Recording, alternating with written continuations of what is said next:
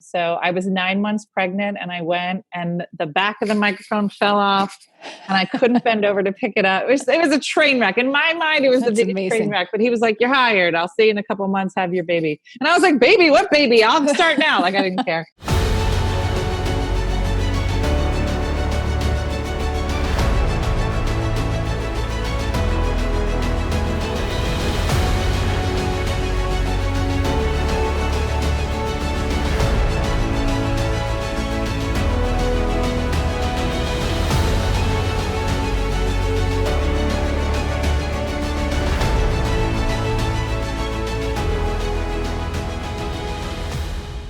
Hey there, welcome back to another episode of American Snippets. I'm your co-host, Barb Allen. Today's guest is just plain fun to talk to and to follow online and to just absorb her content, mostly because literally she is just about fun, but she's also real, like super real about it, which is why so many people connect with her from all over the country.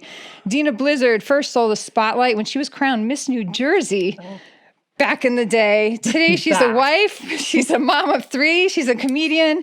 She managed to create, launch, and run her own Off-Broadway show, and I cannot wait to talk about that. That is not an easy thing to accomplish. She is the inventor of a game you may be familiar with, women. It is Chardonnay, Go, and Shiraz on the Shelf. All these things from one woman. The genius is just never ending.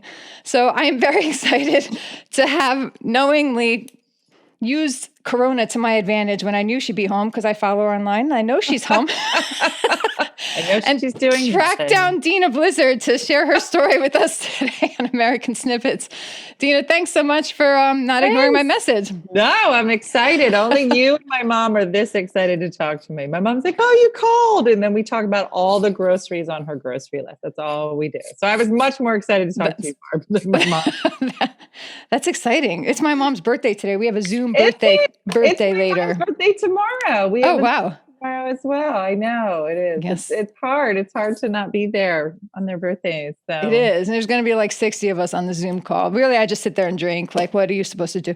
But that's a whole other story. Yeah. So let's get going on your story, on your arc, on how you rose to pick the things that you do, because you branched out into a field that is not easy to branch out into. And if I'm guessing correctly, a lot of people may have been like, "Oh, you'll never make it. It's too hard." It's not an easy world that you jumped into. Well, none of them. Yeah. I mean, when I first started, I guess it was comedy was the first one. And I think everybody thought it was like a joke. They were like, "Yeah, sure. Go ahead." Because at the time I had two babies. I just had my second baby and then I got pregnant with my third.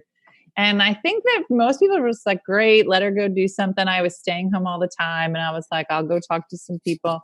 And so it really started out as like a farce. I was like, "Yeah, I'll go tell some jokes."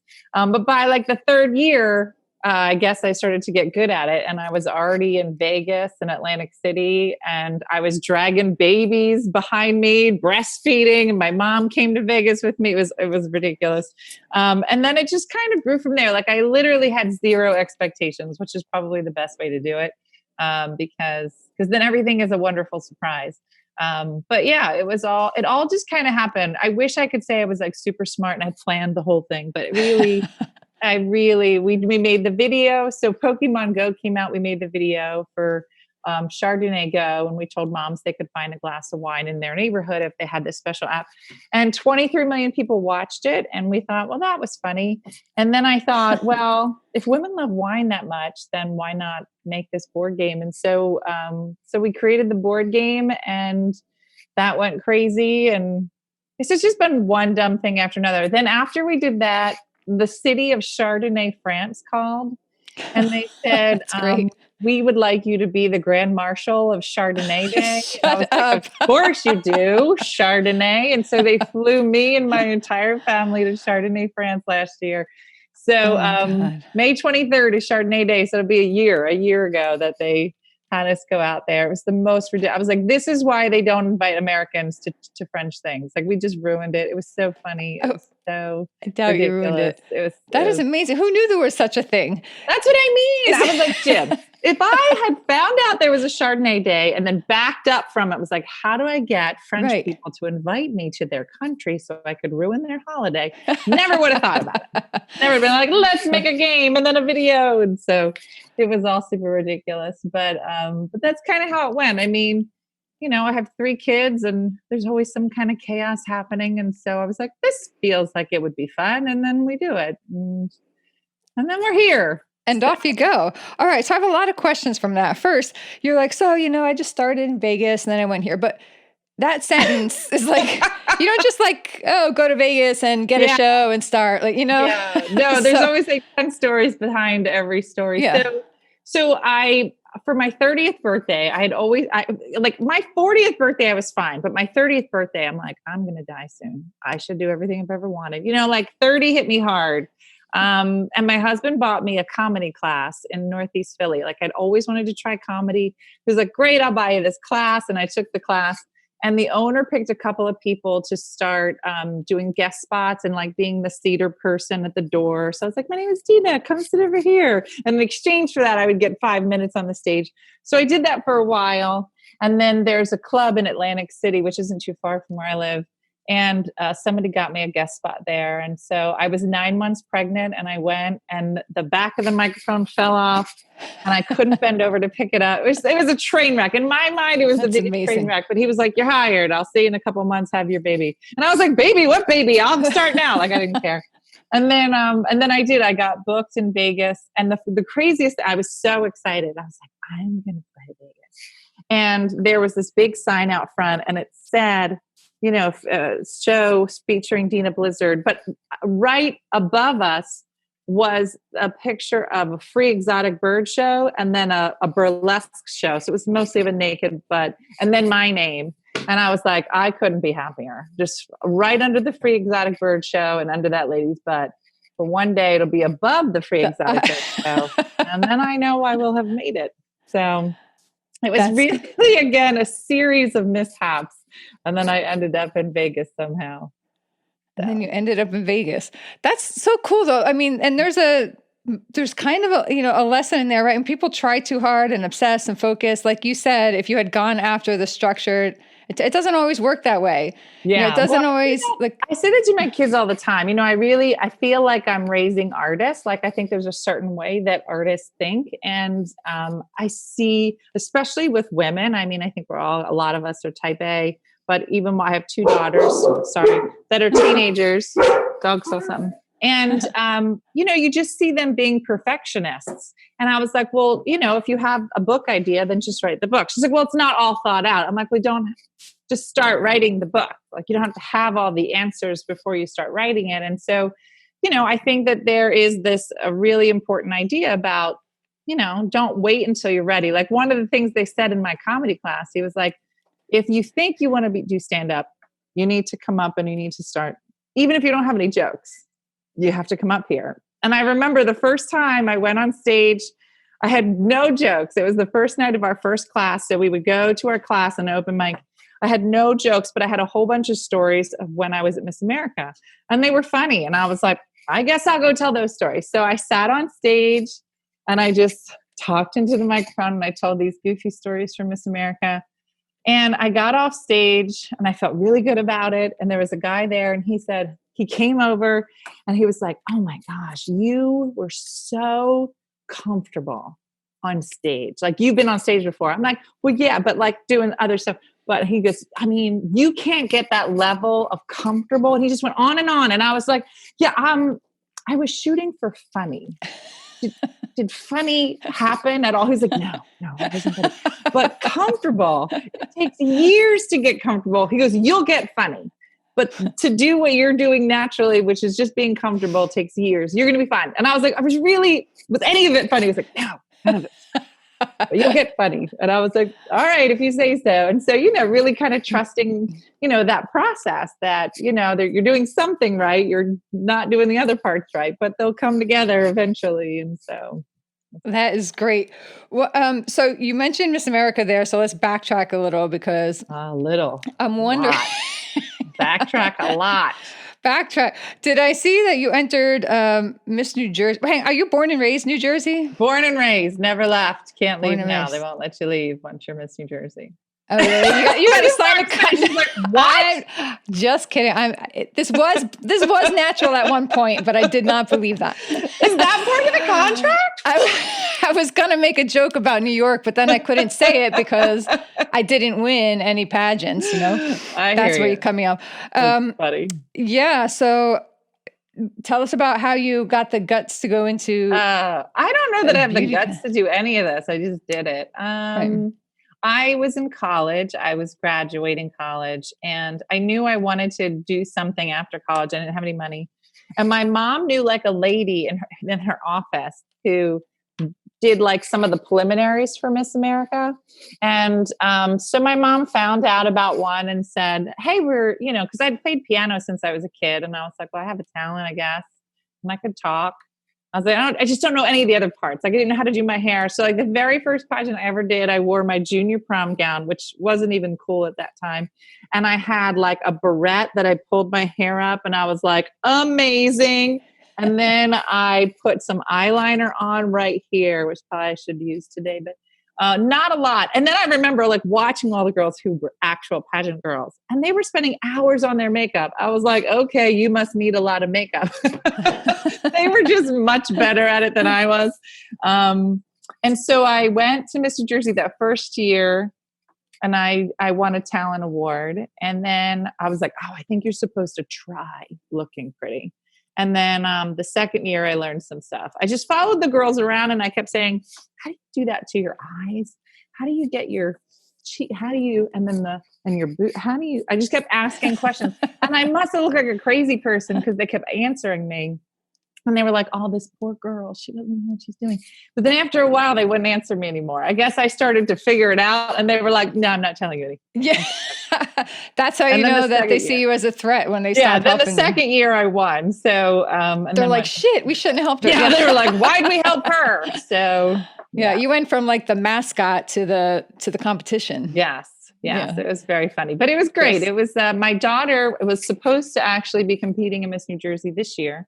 She's 17, and I think she was one of the youngest contestants going. And so now I don't know when Miss New Jersey is, but I don't know if it's the first time that a Miss New Jersey star has competed. But if she won, it would be the first time that one's won.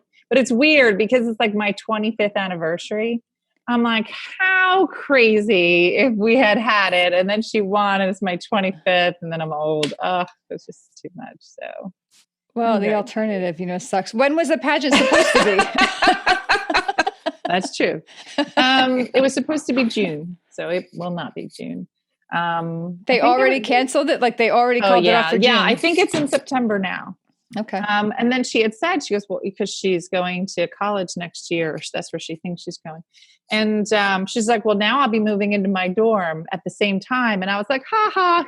You think you're moving into a dorm. I don't think either is going to happen, frankly. But yeah, they'll figure it out. They'll figure out all of it, and it'll happen in whatever timeline God decides. So, we're all just kind of take it. They canceled senior trip today. So that was today's news. So, we're just trying to take it a day at a time and see what happens.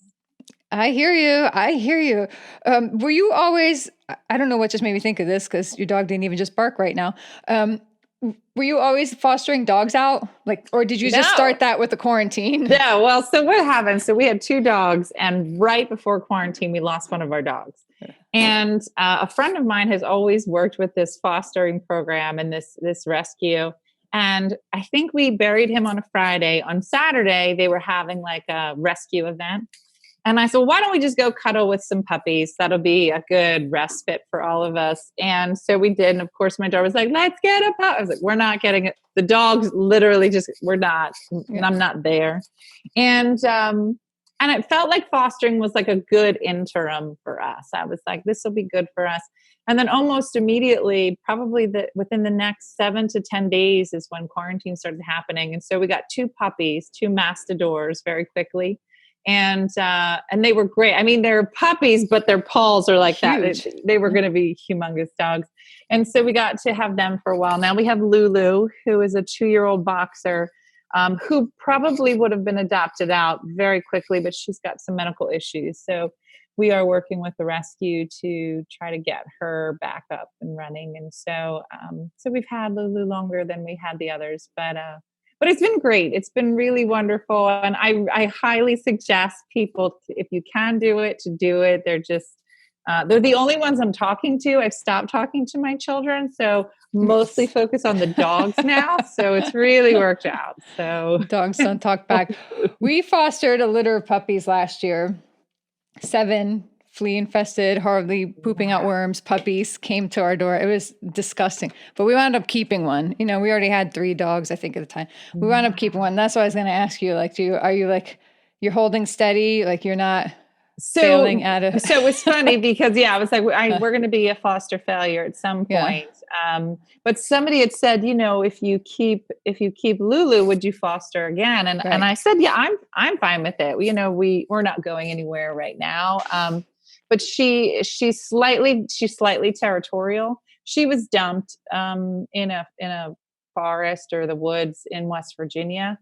So she has a bit of a history. I'm not quite sure how long she was there for. So it took her a little bit just to kind of get used to us. And so we were talking with the rescue team. We're like, I think she could do like another male dog. I don't know that she would be great with a female.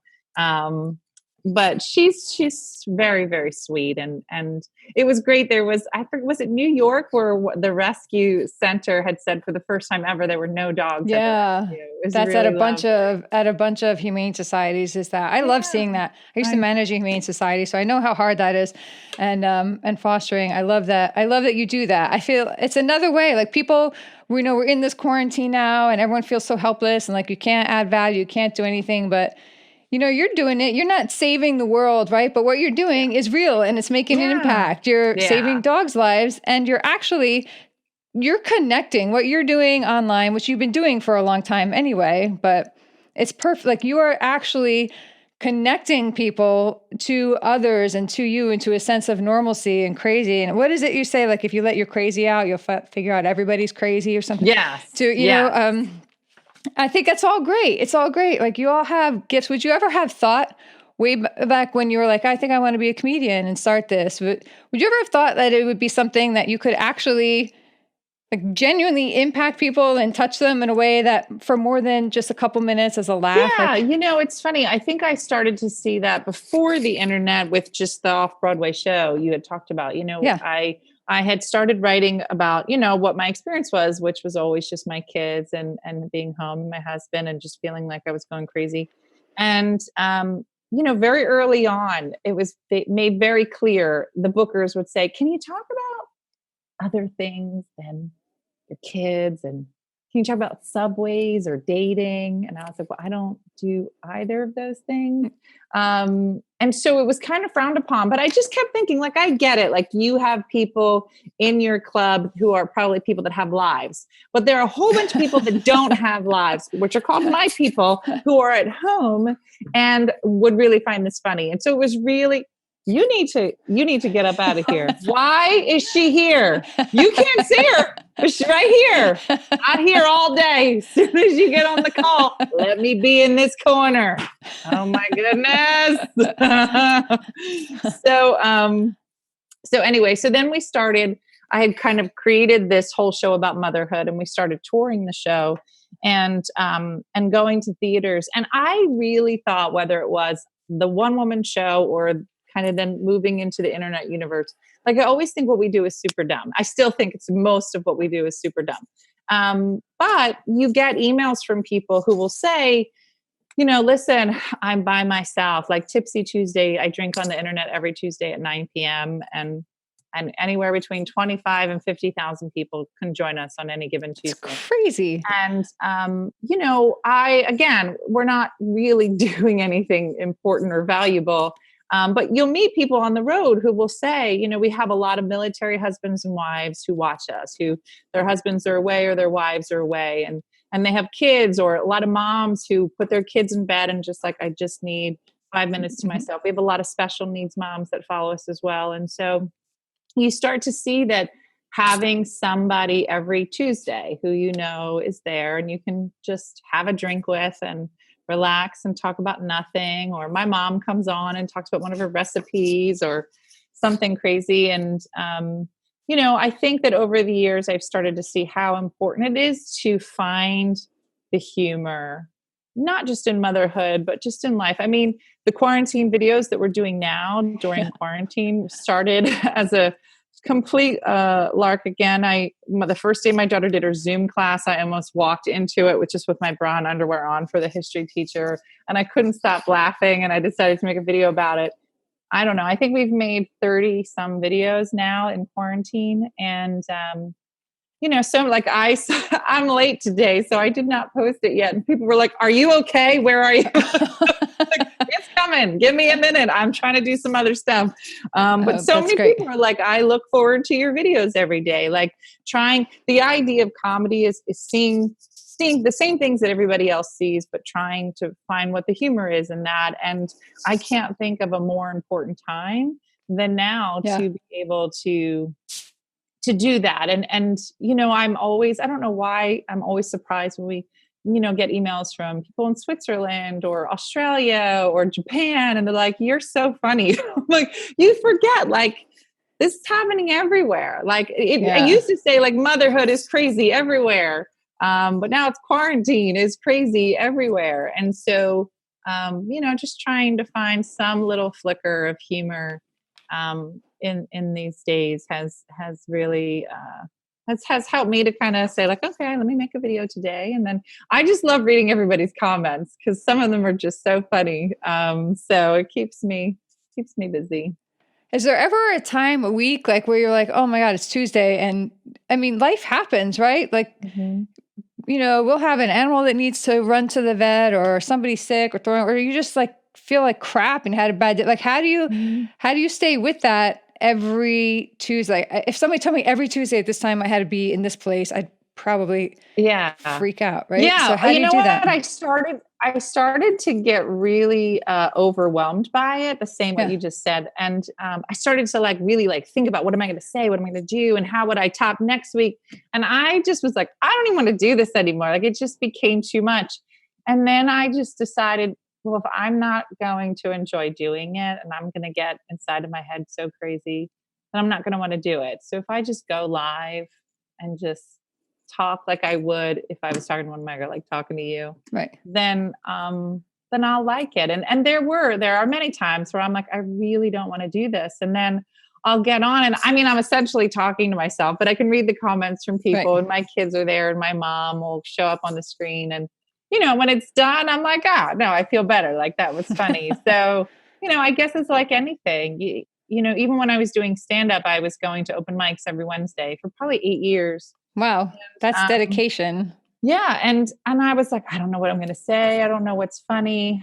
But I just kind of dedicated myself to being there. And, I really think about whether it's comedy or anything. Like I play piano and I was always very good at it, but I cannot tell you after 12 years of piano lessons, like I don't know the day that I learned piano. Like I can't say like, this is the day that I learned it. I think that when you dedicate yourself to just doing something every week and being present and being in a classroom where you can watch other people and watch from their mistakes and your own mistakes, you eventually get better and you pick things up. And so, just trying to encourage my kids that no matter what you want to do, I remember I said something to my dad, like, I'm going to make a board game and I don't know how to do that. And he was like, you'll figure it out. And I was like, what are you talking? He goes, you have always figured it out. Like you didn't know anything about Miss America. And then in 2 years you were there. You didn't know anything about comedy. And now you tour all over the country. Now you don't know anything about board games. You'll figure it out. And same thing. I didn't know anything about doing a show off Broadway. And I was like, I'm going to figure it out. And so you just kind of always put like, okay, if these people are doing it well, then I need to be where they are. I need to take a class. I need to be doing something. And so, it's funny. I we had started 2 years ago, we started a nonprofit called Ladies Out Loud, where I started noticing, like I was hosting a lot of conferences and noticing for the most part, I was only woman on the stage. And I had hosted Miss America for probably 10 years, the prelims, that's how we had met. Yeah. And, but when I started to move into the corporate world, I was like, where are the women? Like, why am I the only one up here? I'd gone from doing Miss America with 50 women to just seeing no women. And just starting to realize that if we didn't train women how to be better speakers, that we weren't going to see them. And, we put a lot of energy into so many other forms of education, but we don't really put that same thought process into really teaching people how to speak.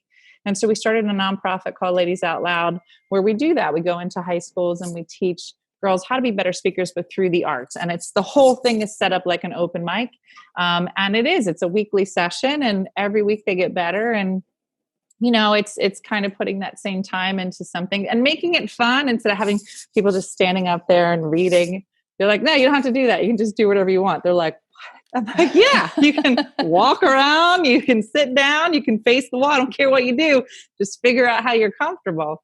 And we started with the high school program, and then we just got more and more women saying, do you teach this to adults? Because I have no idea how to do what you're telling these high school girls to do. And I said to my husband, when we first started, we were going to start with an adult program. And I said, I could teach women how to be better speakers, but what will change in 20 years if we don't teach these young women? And so that's why we started with our high schoolers, and it's a great program. It's what Jacqueline will be talking about through Miss America. And now we're, working on once we see people again in the universe, people on the adult programs. But that's super cool. Yeah. Practice makes perfect. So that is great. I love it. Love it. And I know that there is a need, and I know that it'll actually make a huge difference in how these teenagers and these women, like, the teenagers getting into college, or if they don't want to go to college, maybe they want to start a business, maybe they want to travel, but just having the confidence to even like go up to somebody and say, hey, I have this idea. Would you listen to me? Yeah. Like when I went up to you after the pageant, I was like, I got this book. Did you think you would, and I never sent it to you. Right. Cause I was like, that was like a different me years ago, but I see the difference, and what a difference that would make. So hats off to you. That's so great. Two of the biggest things we talk about is number one, selling yourself. And we start with children's books. I'm like, I want you to read this children's book. And then one at a time, you have to go up and you have to present your book. It's like reading Rainbow. Remember reading Rainbow? And he'd be like, and then this happened like that. But they don't know reading Rainbow. So we do it. And they can sell the book. They're great at selling the book. And then I'm like, great. Now tell me, what was your big idea that you wanted to sell? They were like, and then they fumble. I'm like, it's easier to sell somebody else's idea than it is to sell 1,000%. Yes. And then the art of negotiating, like being able to say, okay, you said no to this. What else? How can I make that happen? I don't think anytime my kids ask me, like, can I go to my girlfriend's house before quarantine? I'm like, okay. What do you got? They're like, I'll clean my room. I will do the dishes for 2 days. Like, I'm like, negotiate. And they're like, maybe I'll ride my bike. I'm like, that's not what I want. That's what you want. Learn what I want. But I think they're important skill sets, especially for young women. I'm raising 2 daughters. I have a son as well, but he seems fine with it. He'll talk, he'll negotiate, but being able to teach it to young women is really important to me. Raising these 2 girls and hopefully figuring it out for them and being able, we're working on our manual so we can share it with other moms around the country and they can start their own chapters. Oh, that is so great. Hopefully it works out. Yeah. I love it. I absolutely love that. That's the only good stuff we do. The rest of it's mostly drinking on the internet. All right, that's it. That's the only good thing you do. I want to get to a couple more things because, all right, I definitely want to get to how you got the Off-Broadway show going, but you mentioned something in the vicinity a couple times and I don't want to lose track of that because it's not the only good thing you do. It takes, it's one thing to sit down and joke and say, oh my gosh, I got this and look what my kids did. I'm making popcorn middle of the night. My stove's clicking, right? That's all like cool stuff and it's fun stuff, but you take it a step further and on occasion, especially, you just open up. That video you did about your daughter's IEP, that takes, massive amount of courage to do and just let yourself be seen, especially when people are like, oh, Dena's funny, so like there's this standard, like Deana, like maybe they don't see you as a person, like you're just supposed to be the funny person, right? Yeah. And then you just got real and real. Yeah. No. And you use the word courage again. It was really such a, it was more of a gut move. I literally couldn't drive home. I just was so having a moment. And I remember, some of the funniest moments in the show that we have are moments that were the worst moments ever. I was having a baby and the epidural went horribly wrong. It was just a horrible day. But when you tell this story, it's really funny. And I remember, like, any moment where I think I'm the only person this happens to, like, that's really easy. It's really easy to go, like, I'm the only one this happens to. It's a very easy go-to. But the reality is everybody's having that same moment, but nobody's talking about it. And so we all just feel super alone. And that was the only thing that I could think of at the moment. I just remember sitting in this, I made it to the CVS parking lot and I was hysterical. And I remember thinking, I am the only person that sits in the CVS parking lot after an IEP meeting. And there was just this thing in the back of my head. And I was like, I can't be. Like, everything about you says you are, but the reality is I've said that about so many things. And when I've opened up about them, whether most of the time in a joke, they've been funny. This wasn't that funny. And so I went live and I don't know what I said. It just all kind of happened. And I was so mad at the case manager.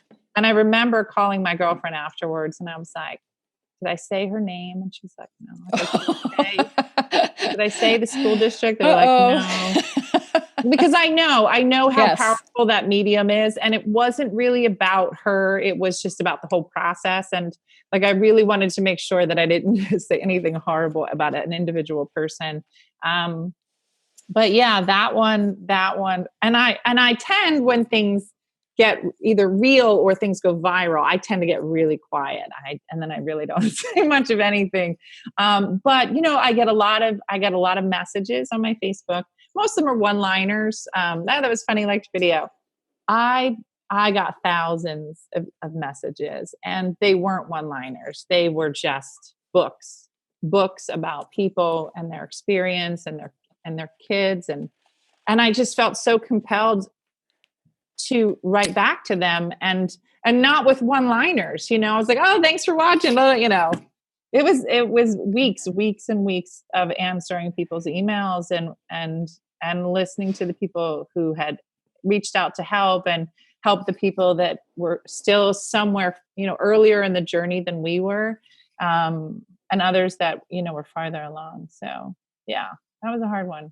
Yeah, but it's so great that you did it. And I know I keep saying courage, and I know maybe it's an overused word, but it takes, like a lot of people would hesitate, to go out there. And how does your family do? And I think about this, I'm like you say, you can feel like you're the only one with a question, but you're not, right? Mm-hmm. So one of the things I think about all the time, in my particular situation, I don't even know how many people have said to me, like, we could be our own reality show in my world and my family, because every day there's just something just ludicrous happening around here, whether it's like, sometimes it's traumatic or sad. Other times it's just like so random and bizarre, like literally the craziest crap. Right. Mm-hmm. But my boys are very private, and I can't, they don't want me sharing things that they say or conversations I have or things that I do. And very rarely I will. I've just started like sharing some of the texts that they sent, which are just ridiculous. Right. But like, how does your family deal with that? Was there ever like a conversation? Hey kids, there were many, I didn't realize how young my kids were when we started making videos. They were pretty young. And I would really let them, like, you really didn't see Jacqueline, who you met before we went on. You didn't see her in many videos at all. And I would really, I don't want to be in them. And I was like, you don't have to be in them, whatever they felt comfortable with. And they were, super young at the time. There was definitely a time in the early teens where I had to be cognizant of what I was saying. And I remember sitting down with my daughter, Jacqueline, and her just saying, I'm embarrassed, or even the video about Brooke and the IEP, and really having to say to them, like, I know you don't see it. I know that you are not at the shows that I do. And when I tell the stories about one of our fights or a fight that I had with Daddy, you don't see what I see, which is I'm doing it and I'm finding some kind of funny in these horrible jokes and these horrible scenarios. And you see a woman just kind of hit her husband and be like, that's totally you. Or you see a mom and daughter, do the same thing. I was like, everybody is having this fight. And it's important that we show it, that people see, like, I'm going to kill this teenage daughter, but I still love her, and I said, and listen, one of these days, I mean, I don't know how many videos we've made in total, but there's a whole tutorial on motherhood. And when you have kids, you'll get exactly what I'm saying. And so really just trying to really show them that whatever this emotion that you think that you're having as a tortured teen, every single teenager feels this way. No, they don't. I'm like, I'm telling you, they do. And, it's whether it's teenage angst or it's moms feeling very separate from society with young babies and just feeling disconnected. I mean, it's all on the same continuum for women. And so I don't think that we talk a lot about anxiety in our family, about depression, and I say we are an anxiety family, and people don't talk about it. And I wish that they would. And we talk a lot about the things that ail us. And, I'm like, there's nothing wrong with you. These are normal fights. And if we can find, like, my daughter she got her license, and I took her, Barb, I saw her get her license. It just didn't dawn on me she was going to try to drive that night. And then she was like, I have my license, I'm going to drive. Like, she had a license and one key. And I was like, where do you think you're going? A key and you need a wallet, and then you need a purse and a phone. And then I started making stuff up. I'm like, where's your chapstick? And I'm like, of course, what do you mean chapsticks? I just and she kept coming out of the house, and I went live on Facebook, and I was like, do you have extra underwear? She's like, why do I need extra? I'm like, what if you're in a car accident? You're not in your good underwear. So I just kept saying so. Oh, it my went God. on for 20 minutes. And finally I was like, fine, you can go if you can show me where the flux capacitor is. And she was like, the what? I was like, the flux capacitor. She's like, I don't even know what that is. I'm going to Google it. I go, do not Google flux capacitor at all.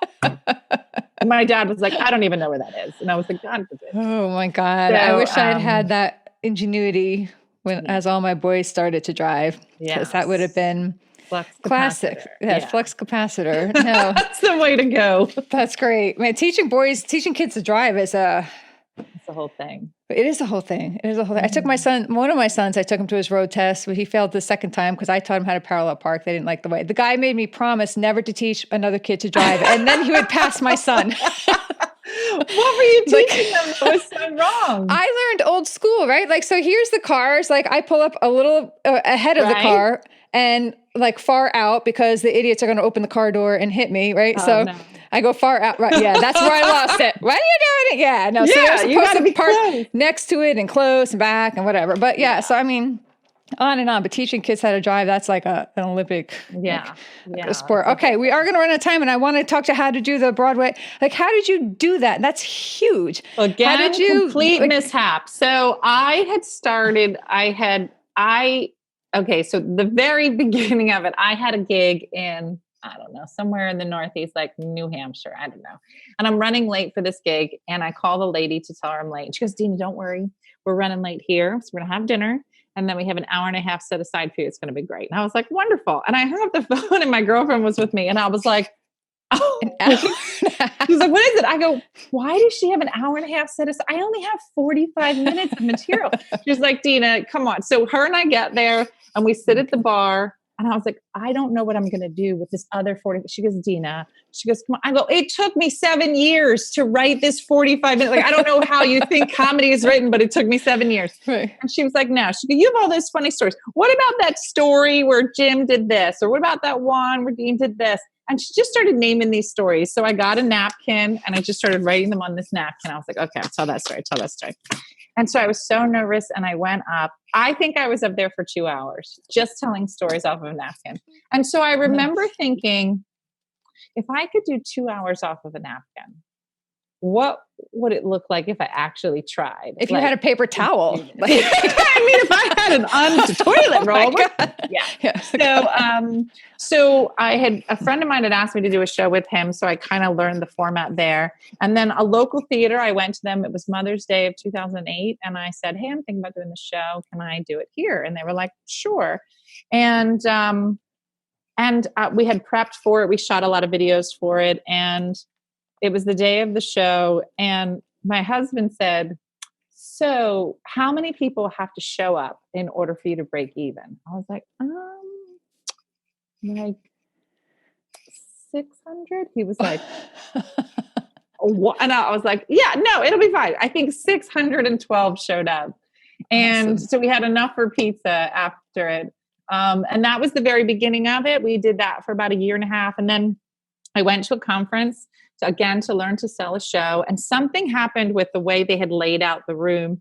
And somehow the 12 of us, which were supposed to be on this back wall, got moved to a horrible location all the way in the corner. It was really dark and nobody was happy about it. Now, I don't know if you've conferenced much, but normally at a conference, you might meet the person across from you, maybe on either side of you, but that's about it.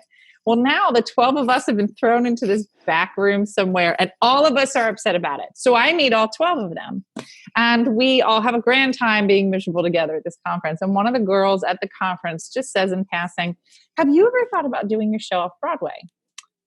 I said, yeah, I don't know. I mean, we're going to be in New York, but further downtown. I said, she goes, well, there's a new program called through the Off-Broadway Alliance where we mentor people and teach them how to go off-Broadway. You should interview for it. I was like, okay. So we put this thing together and I don't know how many people interviewed for it, but we went in and I sat across from this very stern woman. I had like a whole booklet put together. And she goes, so why do you want to join the Off-Broadway Alliance? And I said, well, I would like to be on Broadway. And I just feel like this would be great. And I kind of go on. And she goes, you do know this is the Off-Broadway Alliance. And I said, yeah, of course. I mean, how else would you get there? I mean, you start off Broadway and then you cross over and you just pack your stuff up, you go across the street and then you're on. She goes, that's actually not how it works. In the history of ever, it's happened maybe 4 times.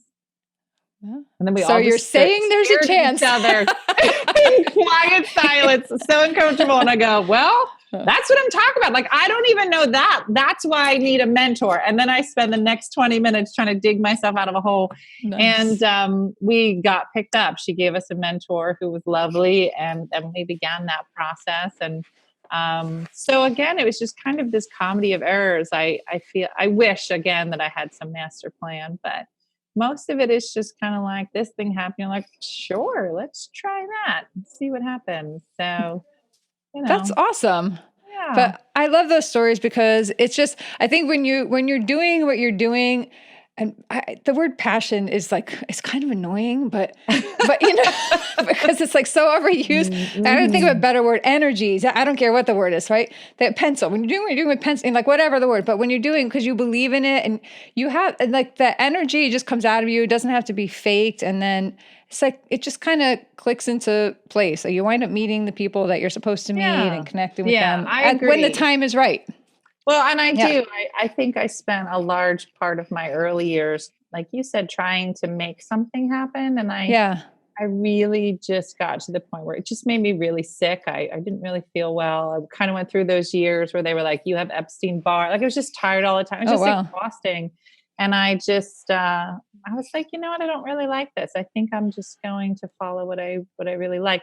I mean, I remember saying as a young person, you know, if there was a job where I could just talk, I would love that job. But I didn't grow up in a family that knew. My dad was a police officer. My mom worked at McDonald's. We didn't know anything about any of that. And so you just kind of land from place to place. And, you know, I always say to my kids, like, whatever job you have, be good at it, be the best you can be at it. And you'll land where you're supposed to be. I mean, there was a few years in there where I did audience warm up for different shows, which was this amazing opportunity. I worked with Anderson Cooper for a year and a half and Paula Dean and Emerald. And Rachel Ray, and all of it was because somebody was like, hey, there's this girl, she's really funny, we should get her over here. And so, I was like, just wherever you are, do your best to do good work and have a good reputation. And that whole, I think I did warm up for almost 4 years. And it really taught me how to be a good host, which then led to Miss America, which led to these corporate things, which led to our nonprofit. So, I do feel like, oddly enough, I'm doing what I'm supposed to be doing. Like you said, yeah. I think that it's really important to have a voice for motherhood and for women in general. And so it's good. It's a good place to be for us now. And who knows what's next on our weird agenda, but it's such a weird time. We'll see. Yeah, exactly. All right. Before I let you go, I have to ask this question. We like to ask all of our guests because quick backstory, we started American Snippets because all the negativity and divisiveness and everybody was focusing on what's terrible about this country. I knew firsthand after my husband was killed in Iraq, I had so many people come forward and show me this amazing spirit. I knew the impact they had on me and I knew they were out there. So that's why we decided to bring those stories to life. Just people who have a genuine love for their lives, who impact themselves, their families, their communities, and really build their own version of the American dream. We think it's alive and well. And so we just know it looks different for everybody. And that's the key. Everyone has their own version of the American dream, which leads me to ask you, what is your version of the American dream? My version, I think the fact that I have been able to make a career out of motherhood has been the thing that's been the most surprising to me. I think that so many of us are told we have to choose motherhood over career. And there were so many times where people would look down on me for being a stay-at-home mom. And then I got a job and people would look down at me for having a job. I'm like, okay, so where are you happy? And I was happy doing both. And I was lucky that I could do both and then be able to do them both for long enough so that I could make it a career and be able to, for the women that are staying home, which is now all of us, but in the normal world, if you are blessed enough to be able to stay home, it's wonderful and awful at the same time. It's very difficult, as we're all seeing now 24/7. It's not an easy job. So being able to find the humor in that and then be able to find the humor for those moms that are on the go all the time. There's a big difference between raising little ones and teenagers, as we both know. And so, I cannot think of a lot of other women that are making a career out of motherhood. And we have a line of shirts coming out next week. One that says, I love you, get away from me. Like that is the perfect mom shirt. And I know like a lot of people are doing like really like beautiful mom shirts. Like, I love you, you're my life. I'm like, I'm never going to wear that. But I will wear, I love you, get away from me. Like I'd walk through fire for you, but I'm not cleaning up one more of your dishes. Get your own dinner. Yes. Get away from me. Exactly. I love you. Get away from me. That's amazing. So yeah, I think that the best thing is to be able to have kind of found my voice with motherhood and find my people who are out there and love motherhood and are enraged by motherhood all at the same time.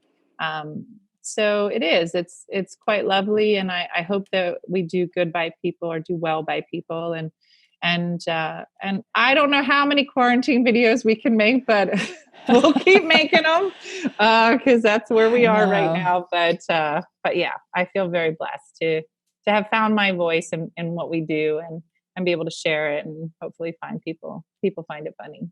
Well, clearly they do. So if by some chance there's somebody who has not heard of you or figured out how to connect with you or follow you or see your content, where can they find you? Anything One Funny Mother. You just look up One Funny Mother. There's a treasure trove of things to find. Have a little glass of wine with you. It's a full night. So a bottle. Yeah. Yes. Yeah. And Tuesday nights at 9:00 Eastern Standard Time. Right. You're live on Facebook. Tipsy Tuesday, One Funny Mother. Deana, thank you so much. This was super fun for me. A lot of our stories are great, inspirational, and intense, and heavy, right? So it's always good, and I get to laugh and joke around a little bit. Yeah. I love it. I think humor is important, and thank you so much for all you do and for sharing your story. The nonprofit, I love it. Please, I will definitely track you on that because I can already think of so many people to connect with and spread that about. Mm-hmm. That's great. Thank you so much. Thanks for having me.